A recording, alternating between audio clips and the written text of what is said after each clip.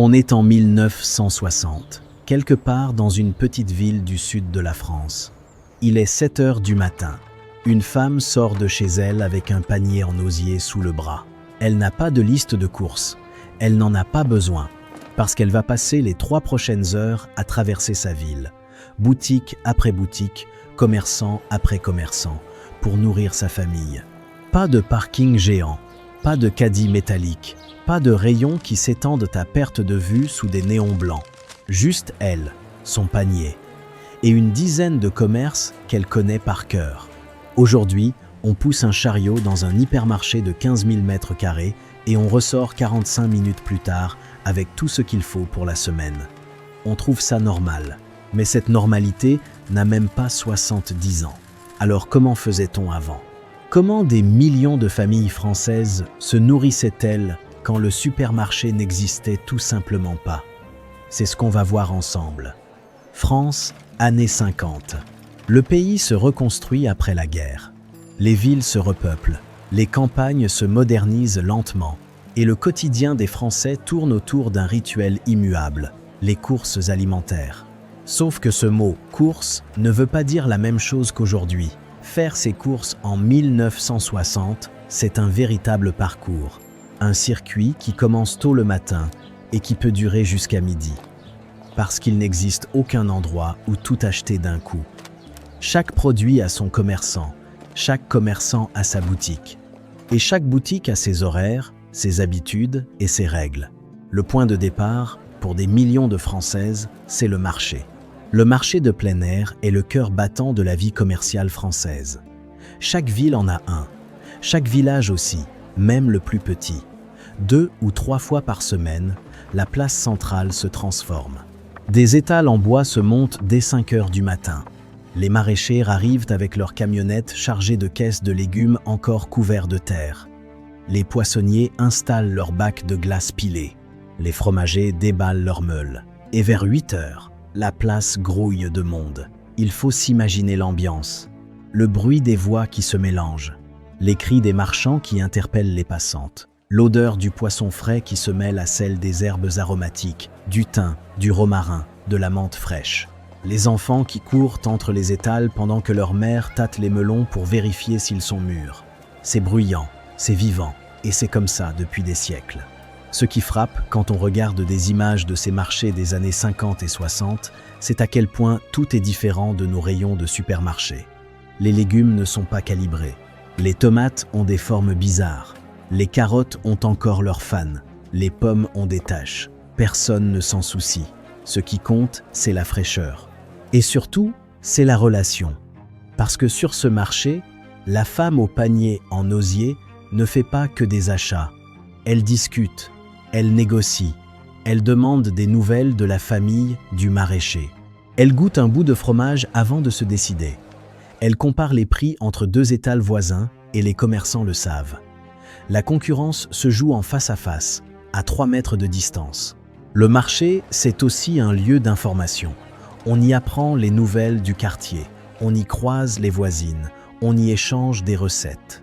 Avant la télévision, avant la radio dans chaque foyer, le marché remplit une fonction sociale que personne n'a pensé à nommer, mais que tout le monde comprend. Une fois le panier rempli de fruits et de légumes, direction l'épicerie. L'épicerie de quartier, dans la France des années 50 et 60, c'est un monde à part. Imaginez une boutique de 30 ou 40 mètres carrés, pas plus. Un comptoir en bois patiné par des décennies d'usage. Derrière ce comptoir, des étagères du sol au plafond, remplies de boîtes métalliques, de bocaux en verre, de sacs en toile de jute. Et derrière ce comptoir, l'épicier, ou plus souvent, l'épicière. Vous n'entrez pas pour vous servir vous-même. Ce concept n'existe pas encore. Vous entrez, vous saluez et vous demandez ce dont vous avez besoin. 200 grammes de beurre, 1 litre d'huile, 1 kilo de sucre. L'épicière pèse tout sur une balance à plateau en laiton. Elle emballe dans du papier kraft. Elle note le montant sur un carnet. Le carnet, c'est un détail qui dit tout sur cette époque. Dans beaucoup d'épiceries, les clients n'ont pas toujours de quoi payer sur le moment. Alors, l'épicier tient un carnet de crédit. chaque famille a sa page. Les achats sont notés au crayon et le règlement se fait en fin de mois ou quand la paye tombe. Pas de carte bancaire, pas de terminal de paiement. Juste la confiance entre deux personnes qui se voient chaque jour depuis des années. Et cette confiance va dans les deux sens. Le client sait que l'épicier ne triche pas sur la balance. L'épicier sait que le client reviendra payer. Si une famille traverse un coup dur, si le père est au chômage ou malade, l'épicier continue de servir. Il met un petit trait dans la marge du carnet et on en reparle plus tard. Ce n'est écrit dans aucun contrat. C'est juste comme ça que les choses fonctionnent. Ce système de crédit informel repose sur quelque chose qu'on a presque complètement perdu, la connaissance personnelle. L'épicier sait qui peut payer et qui traverse une mauvaise passe. Il ajuste, il patiente. Il fait parfois cadeau d'un produit à une famille en difficulté. Essayez de demander ça à une caisse automatique. L'épicerie vend de tout, mais pas comme un supermarché. Les produits arrivent en vrac. Le riz, les lentilles, les pâtes, le café, tout est stocké dans de grands contenants et pesé à la demande. Les emballages individuels sont rares. Le plastique n'a pas encore envahi les rayons. Quand vous achetez du vinaigre, vous apportez votre propre bouteille. Le lait, pareil. C'est du circuit court avant que le terme n'existe. Après l'épicerie, il reste encore du chemin à faire. La boucherie. Le boucher porte un tablier blanc taché de rouge. Il découpe les morceaux devant vous, à la demande. Vous voulez un rôti pour dimanche? Il le prépare, le ficelle, vous explique le temps de cuisson. Vous hésitez entre deux morceaux? Il vous décrit la différence. Vous dit lequel fond mieux à la cuisson lente, lequel tient mieux grillé. Ce n'est pas un vendeur, c'est un artisan et un conseiller. Les morceaux de viande ne sont pas emballés sous film plastique avec une date de péremption. Ils sont découpés à la minute, enveloppés dans du papier, et c'est à vous de les cuisiner le jour même.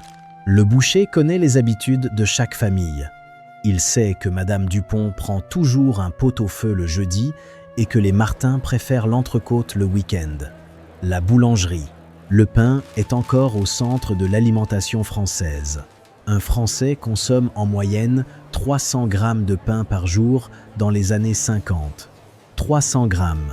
Chaque jour, la boulangerie ouvre à 6 heures du matin et la file d'attente commence avant même l'ouverture. La baguette coûte quelques centimes et on en achète rarement une seule. 2, 3 baguettes, parfois plus. Le pain rassit vite, il n'y a pas de conservateur, donc on y retourne le lendemain. Et ce n'est pas une corvée, c'est un moment. L'odeur qui sort du fournil, la croûte encore chaude qu'on casse en marchant dans la rue, les enfants qui mendient le quignon avant même d'être rentrés à la maison, la crèmerie pour le beurre, la crème et les œufs. La poissonnerie le vendredi parce que la tradition catholique du maigre est encore bien ancrée. Le charcutier pour le pâté, le jambon et les rillettes. Chaque spécialité a sa boutique, son artisan, son savoir-faire. Si cette vidéo vous plaît et que vous aimez l'histoire du quotidien en France, abonnez-vous. On explore chaque semaine un morceau de la vie d'autrefois que les livres d'histoire oublient souvent. Et puis, il y a les commerçants ambulants. Ceux qu'on oublie toujours. Dans les villages et dans certains quartiers des villes, le laitier passe chaque matin. Il arrive avec sa camionnette ou sa charrette tirée par un cheval remplie de bidons en métal. Les ménagères sortent avec leur pot en émail ou leur broc en aluminium. Et le laitier verse le lait directement dedans, à la louche. Du lait frais, non pasteurisé, qui vient de la ferme voisine. Un lait qu'il faut faire bouillir avant de le consommer et qu'on ne garde pas plus de 2 jours. Le boulanger ambulant, lui, dessert les hameaux trop éloignés du bourg pour avoir leur propre boulangerie. Sa camionnette sent le pain chaud à 50 mètres. Il klaxonne en arrivant et les habitants sortent de chez eux comme à un signal convenu. Dans certaines régions, il passe 3 fois par semaine, dans d'autres, tous les jours. Et il y a le marchand de 4 saisons. Celui-là, c'est un personnage. Il pousse sa charrette dans les rues, chargée de fruits et de légumes, et il crie sa marchandise. Sa voix porte loin. Les enfants le reconnaissent avant même de le voir. Il vend ce qui est de saison, rien d'autre. Pas de fraises en décembre, pas de tomates en février. La notion de produit de saison n'est pas un argument marketing, c'est simplement la réalité. Ce monde de commerçants de proximité, de relations personnelles et de produits frais a l'air idyllique quand on le raconte. Mais il faut aussi voir l'autre côté. Faire ses courses comme ça, c'est épuisant. C'est un travail à plein temps et ce travail repose presque entièrement sur les femmes. Chaque jour, il faut prévoir les repas, calculer les quantités, marcher d'un commerce à l'autre, porter les sacs, attendre dans les files. Quand il pleut, le marché devient un champ de boue. Quand il fait froid, on attend dehors les mains gelées devant l'étal du poissonnier. Et quand un produit manque chez un commerçant, il faut traverser la ville pour en trouver chez un autre. Il n'y a pas de congélateur à la maison pour stocker de la nourriture. Pas de réfrigérateur. Chez tout le monde non plus. En 1954, seulement 7% des foyers français possèdent un réfrigérateur. 7%. Ce qui veut dire que les courses se font quotidiennement, parce qu'on ne peut tout simplement pas conserver les aliments plus d'un jour ou deux. L'été, c'est encore pire. Le beurre fond, la viande tourne, le lait caille en quelques heures si on le laisse sur le plan de travail.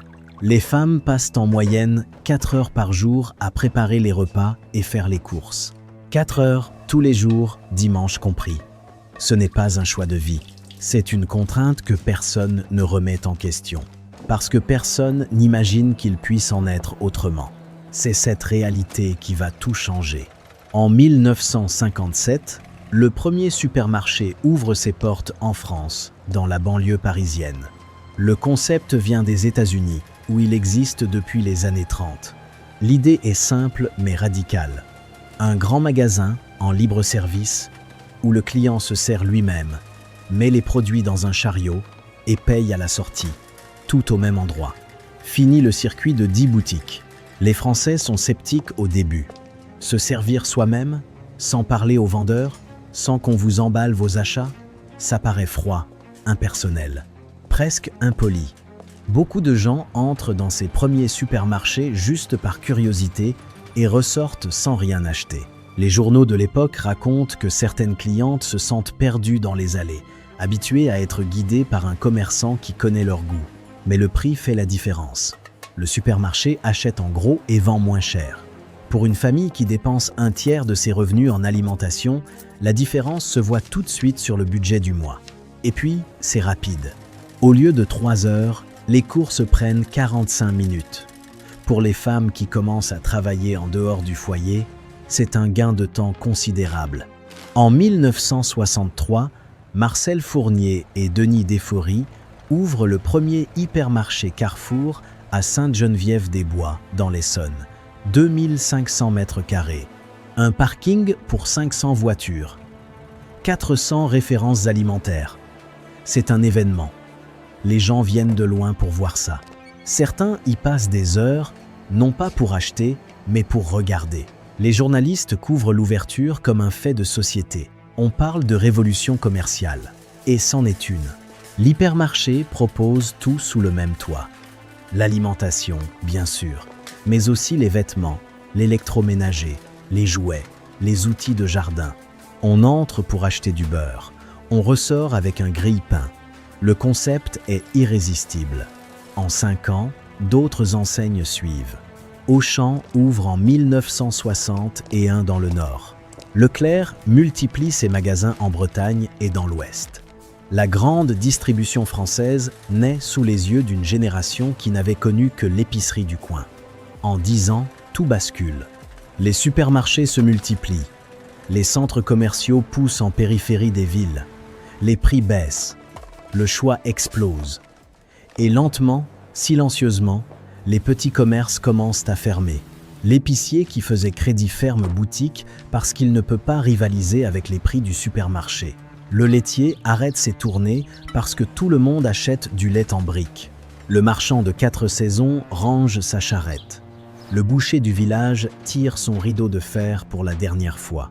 Entre 1960 et 1980, la France perd des dizaines de milliers de petits commerces alimentaires. Des rues entières se vidant. Des places de marché autrefois animées deviennent des parkings. Un monde entier disparaît en une génération. Des familles de commerçants qui tenaient leur boutique depuis 3 générations baissent le rideau. Des savoir-faire transmis de père en fils s'éteignent. Le fils du boucher ne reprend pas la boucherie. Il va travailler au carrefour du coin. C'est mieux payé et il a ses dimanches. Ce qui a remplacé ce monde est plus pratique, plus rapide, moins cher. Personne ne peut le nier. Le supermarché a libéré du temps. Il a rendu l'alimentation accessible à des budgets serrés. Il a accompagné la transformation de la société française, l'urbanisation, le travail des femmes, l'essor de la voiture individuelle. Mais quelque chose s'est perdu aussi, le prénom que l'épicier utilisait pour vous saluer, le conseil du boucher sur la cuisson du gigot, le goût du lait frais versé à la louche dans le broc en aluminium, la poignée de cerises que le marchand de 4 saisons glissait dans le sac pour les enfants, le bruit de la clochette au-dessus de la porte de l'épicerie quand vous entriez, l'odeur du café fraîchement moulu qui flottait dans la boutique, le sourire de la boulangère qui gardait toujours une miche de côté pour les habitués du matin. On n'a pas juste changé de manière de faire ses courses, on a changé de rapport à la nourriture, aux gens et au temps. La nourriture est devenue un produit comme un autre, emballé, étiqueté, standardisé. Le commerçant est devenu un rayon. La conversation est devenue un bip de caisse enregistreuse. Bip. Aujourd'hui, il y a un retour. Les marchés de producteurs retrouvent du public. Les circuits courts se développent. Les AMAP livrent des paniers de légumes directement du champ à la cuisine. Les épiceries de quartier reviennent, sous des formes nouvelles, avec des produits bio en vrac et des ardoises à la craie sur les murs. Comme si, 60 ans plus tard, une partie de la France cherchait à retrouver quelque chose qu'elle avait bradé trop vite contre du temps et quelques centimes. On ne reviendra jamais complètement à ce monde d'avant.